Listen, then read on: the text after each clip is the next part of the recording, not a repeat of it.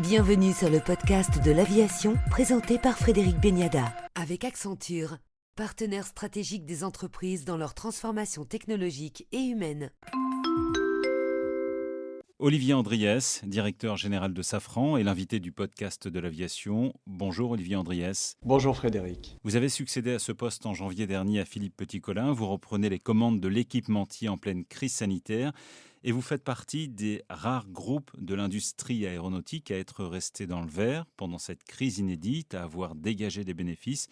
De quelle façon, Olivier Andriès ? On a pris des mesures d'adaptation très rapidement. Dans ce genre de situation, on est confronté à une crise d'une ampleur inégalée, avec un effet brutal. Il ne faut pas tarder à prendre des mesures d'adaptation. Donc on s'est adapté vite et fort. On a réduit nos coûts drastiquement, que ce soit nos coûts, nos frais généraux, ce qu'on appelle nos frais généraux, bien sûr nos coûts de déplacement, nos dépenses courantes. On a adapté nos capacités de production à une charge qui a été significativement réduite, et notamment à partir du mois de mars 2020, ce qui nous a amené à réduire nos effectifs dans un certain nombre de pays, et puis à réduire également un certain nombre de dépenses qui n'étaient pas forcément prioritaires et qui pouvaient attendre et être décalées de quelques mois à une année ou à 2 ans. Nos activités civiles de production pour les avions commerciaux ont été significativement réduites, puisque Airbus et Boeing ont été amenés à réduire drastiquement leur cadence de production d'avions. Donc ça, c'est la première chose, mais en plus de ça, vous savez, nous, dans notre activité, une part très importante est liée aux activités dites d'après-vente. Ce sont notamment les pièces de rechange et des activités de support et de service et de réparation que nous faisons directement en lien avec les compagnies aériennes. Toute cette charge, cette activité a baissé. Et donc c'est sur ces activités-là qu'on a été amené à ajuster nos effectifs dans les pays qui n'avaient pas mis en place des mesures de chômage partiel qui permettaient de protéger à court terme l'emploi. On a réduit nos effectifs aux États-Unis, au Mexique, au Maroc, en Pologne, dans un certain nombre de pays à l'international. Et au niveau de la France ? Alors au niveau de la France, en fait, comme le gouvernement français a mis en place des mesures de chômage partiel en fait exceptionnelles, avec ce qu'on appelle l'activité partielle longue durée, ça nous a permis en fait de négocier avec l'ensemble des partenaires sociaux de Safran un accord dit de transformation d'activité, au terme duquel, d'un côté, nous nous sommes engagés à préserver les emplois et les compétences en France, et donc à ne pas procéder à des mesures de licenciement ou à des mesures de fermeture de sites en France. Et en contrepartie de cela, les partenaires sociaux ont accepté des mesures significatives de modération salariale. Déconfinement, réouverture partielle des frontières, reprise du trafic aérien, est-ce que vous voyez enfin le bout du tunnel ?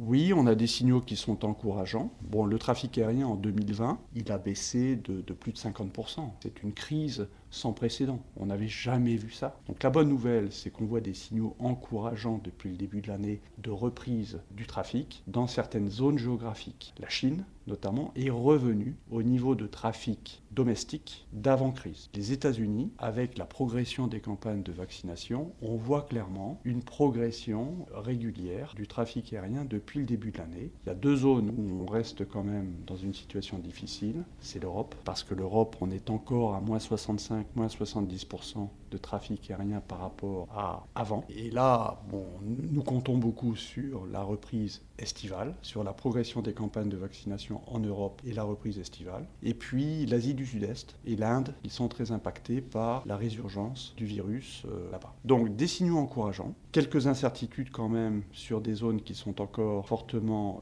impactées, mais globalement, nous pensons qu'il y aura une reprise progressive du trafic aérien en 2021, puis en 2022, qui va d'abord toucher le trafic des moyens courriers. Le trafic international mettra plus de temps à revenir. Mais nous, Safran, nous sommes plutôt exposés, en fait, au trafic aérien domestique, parce que nous sommes fortement exposés, en fait, aux avions moyens courriers. Qu'est-ce qui fera que Safran sera profitable cette année ? Est-ce que c'est une activité qui a déjà repris, comme la maintenance des moteurs ? C'est 2 choses. C'est d'une part, nous avons énormément veillé à adapter notre base de coûts et à réduire notre point mort, c'est-à-dire à rester profitable même dans ce contexte qui est sans précédent. On l'a démontré en 2020, on le démontrera à nouveau en 2021. Donc on a réduit nos bases de coûts, donc ça a été un premier élément important. Et puis effectivement, la reprise du trafic trafic aérien sur laquelle nous comptons, qui normalement va se matérialiser au deuxième semestre de l'année 2021, nous amènera des revenus de support, de services et d'après-vente qui permettront également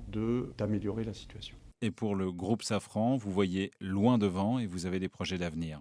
Le point important aussi dans cette période de crise, c'est de ne jamais perdre de vue la préparation de l'avenir. Et donc nous avons veillé dans ce contexte où on a été amené effectivement à réduire nos coûts, à ne pas sacrifier la préparation de l'avenir. Et la préparation de l'avenir pour nous, c'est d'abord se positionner pour être à l'avant-garde de la transition vers l'aviation décarbonée. On va y consacrer dans les années qui viennent 75% de notre effort de recherche et de technologie. Donc c'est la préparation d'un moteur de nouvelle génération avec notre partenaire américain GE, avec lequel nous avons forgé une alliance, comme vous le savez, déjà depuis plus de 40 ans. Donc on va préparer l'avenir avec notre partenaire GE pour être en mesure, à l'horizon 2035, de proposer au marché un moteur de nouvelle génération qui apportera des gains substantiels en termes de consommation de carburant et donc d'émissions de gaz carbonique.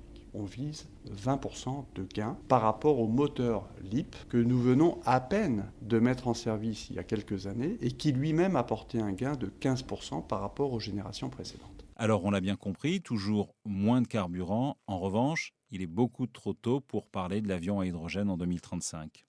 Alors d'abord, dans l'aéronautique, 15 ans, c'est un temps très court parce que nous sommes sur des cycles très très long. Et donc pour se positionner et pour être en mesure de mettre sur le marché un appareil ou un moteur de nouvelle génération à l'horizon 2035, il faut travailler intensivement dès maintenant. Et en fait, il faut être en mesure de maturer les technologies dans les 5 années qui viennent. Donc il y a un énorme travail à faire entre l'avionneur, les motoristes, les autres systémiers et équipementiers de l'aéronautique pour maturer ces technologies dans les 5 années qui viennent. L'hydrogène, c'est une option parmi d'autres. C'est une option séduisante, mais elle représente un défi considérable. Donc l'horizon de 2035 est un challenge ambitieux, très ambitieux pour l'hydrogène.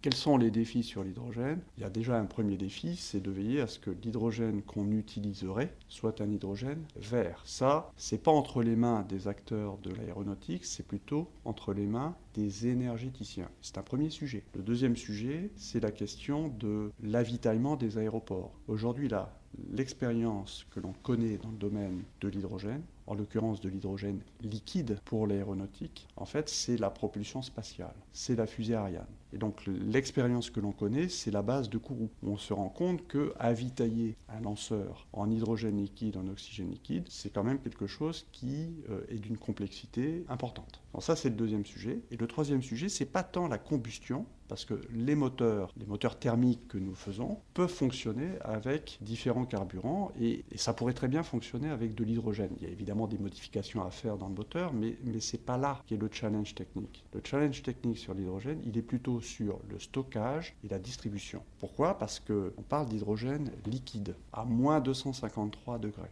Donc il faut des réservoirs qui puissent tenir cette température extrêmement froide pendant longtemps. Mais même à moins 253 degrés, même sous forme liquide, l'hydrogène représenterait un volume de carburant, en quelque sorte, 4 fois supérieur à ce que l'on connaît aujourd'hui avec le kérosène classique pour faire la même mission. De par ce fait, l'hydrogène n'est pas adapté aux avions long courrier. Les avions long courrier, c'est 20% des vols au niveau mondial, mais c'est 50% des émissions de gaz carbonique. Donc l'hydrogène ne sera pas une solution universelle. Par ailleurs, nous avons pris collectivement des engagements, tous les acteurs de l'aéronautique mondiale, les compagnies aériennes, les constructeurs d'avions, les motoristes, nous avons pris collectivement un engagement de réduire en valeur absolue de 50% nos émissions de gaz carbonique en 2050 par rapport à 2005. Dans un contexte où le trafic aérien augmente de 4 ou 5% par an. Ce que ça signifie, c'est qu'en fait, les avions qu'on devra mettre en service à ce moment-là